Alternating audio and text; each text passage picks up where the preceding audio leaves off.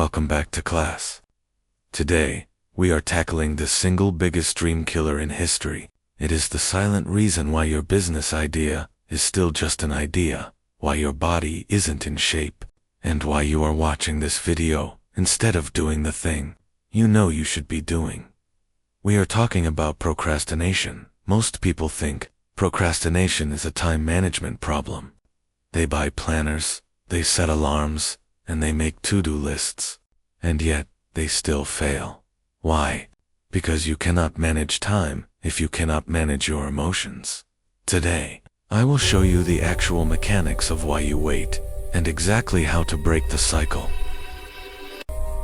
But Professor, with all due respect, isn't this overcomplicating it? I procrastinate because I'm just lazy. Prefer watching Netflix over working. It's that simple. An excellent question, but incorrect. You are confusing laziness with procrastination. There is a distinct difference. Laziness is when you do not want to do the work, and you are fine with that. You feel no guilt. You are happy to sit on the couch. Procrastination is different. You want to do the work?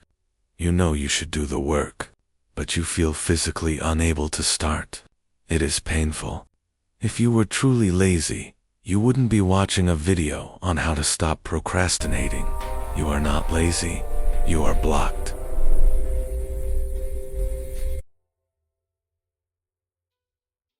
Let me explain what is happening inside your brain.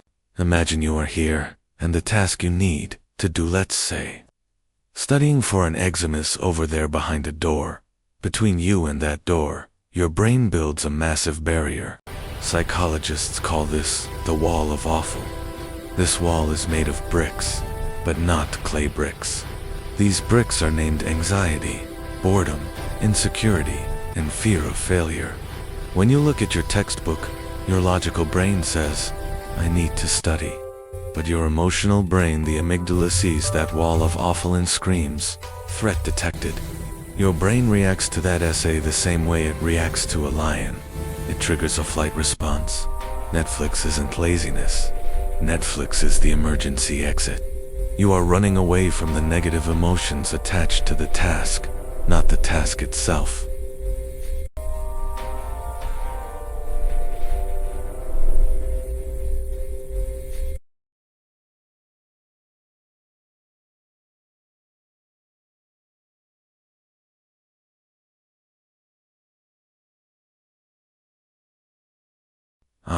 Perfectionism. That is just procrastination wearing a fancy suit. You think you have high standards, but actually, you have high fear. Let me tell you about a famous study conducted in a pottery class. The teacher divided the class into two groups. Group A was the quantity group. They would be graded solely on how many pots they made. 50 pounds of pots equals an A. Group B was the quality group. They only had to make one pot, but it had to be perfect to get an A. At the end of the semester, who do you think made the best pots?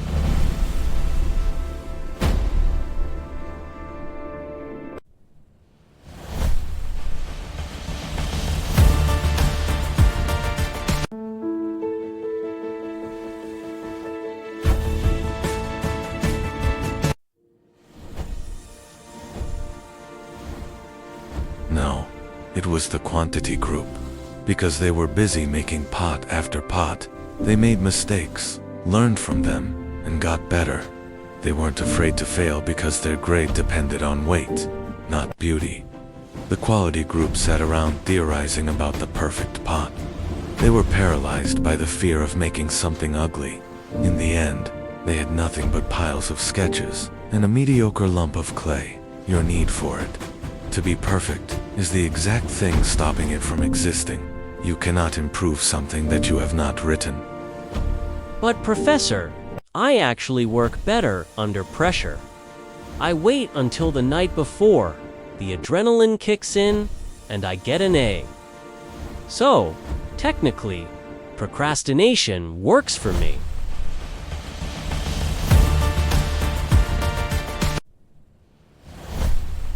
You do not work better under pressure. You just require a toxic level of stress to function. This is what we call temporal discounting. Your brain views present you and future you as two completely different people. Present you wants to have fun. So, present you takes the stress bomb and tosses it over the fence to future you. You think? That's future Mike's problem. Good luck, Mike. When the deadline hits, you are forced to work because the fear of failing finally becomes bigger than the fear of doing the task. Yes, you get the work done, but the quality is usually lower than you think, and the cost is burnout. You are running your engine on nitroglycerin. Eventually, the engine will explode.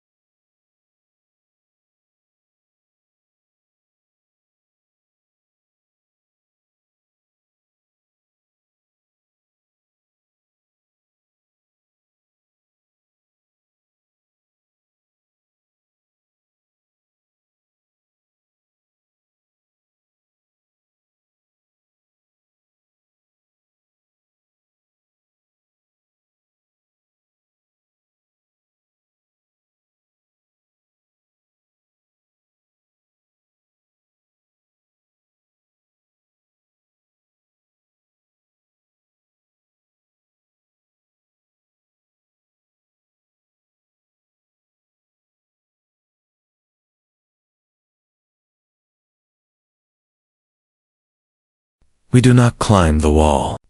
We open the door, just a crack. The hardest part of any task is the first 2 minutes. This is physics. Static friction is always higher than sliding friction. It takes more energy to push a stopped car than a moving car.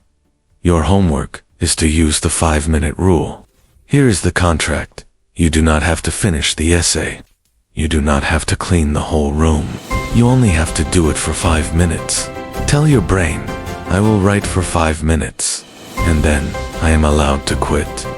Most of the time, once you break that initial surface tension, the wall of awful disappears. You will realize the monster was just a shadow. Stop waiting for the feeling.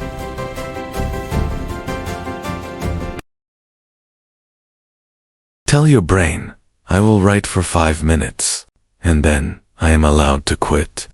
Most of the time, once you break that initial surface tension, the wall of awful disappears. You will realize the monster was just a shadow. Stop waiting for the feeling of motivation to strike. Motivation does not lead to action. Action leads to motivation. Class dismissed. Asterisk, if you are fun of educative vibes, not just motivation, just subscribe.